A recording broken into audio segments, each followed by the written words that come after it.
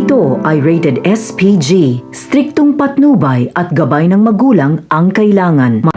Isang mapagpalang araw mga kapamilya, matatapos na ang kayabangan ni David dahil ilalaglag niya mismo ang kanyang sarili sa harapan mismo ni Olga. Matapos ngang mamatay si Elsa ay mas lalong titindi ang bakbakan at ubusan ng lahi.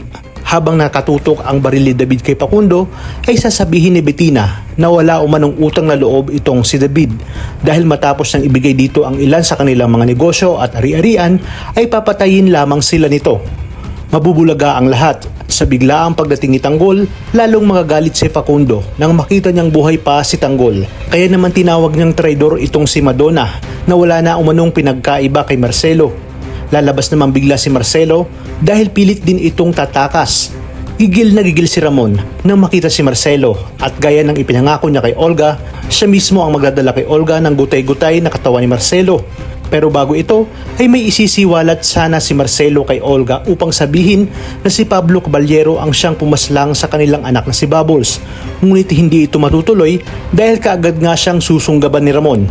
Buti na nga lang ay hindi natuloy dahil baka malaman pa nga ni David na anak pala ni Olga si Bubbles na kanyang pinatay.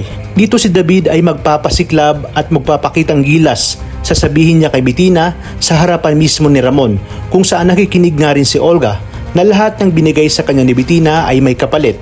Ayon kay David na ipaghiganti niya na si Pablo dahil siya nga daw mismo ang pumatay kay Samantha.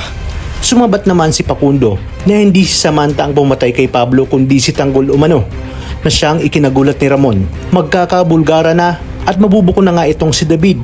At matapos marinig ni Olga na si David pala mismo ang pumatay sa kanyang anak ay hindi nga siya makapaniwala dahil siya ang humulma sa pagkatao ni David kaya naabot nito ang tayog ng tagumpay. Yung pala ay para siyang nag-alaga ng ahas na siyang papatay sa kanyang anak. Pipigilan niya ang kanyang emosyon at galit na sinabi sa kanyang sarili na siya mismo ang papatay kay David sa oras na mailipat na sa kanya ang lahat ng kayamanan ng mga Caballero at Montenegro.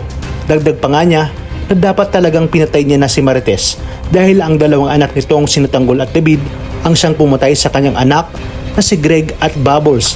Sa pagkakataong ito, mapipigilan pa kaya ni Olga ang kanyang sarili dahil sa kanyang mga nalaman. Mapapaisip at magkakabuhol-buhol ang isip ni Ramon kung bakit may tinawag na Tanggol itong si Facundo.